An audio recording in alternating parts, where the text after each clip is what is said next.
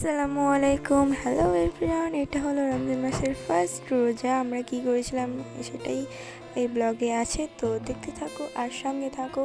আমার রমজান মাসটা খুবই ভালো লাগে, খুবই বলতে খুবই ভালো লাগে। এই যে রমজান মাস করতে করতে রমজান মাসও চলে এলো, আস্তে আস্তে ঈদও চলে যাবে, আমার মনটা খুবই খারাপ হয়ে যাবে।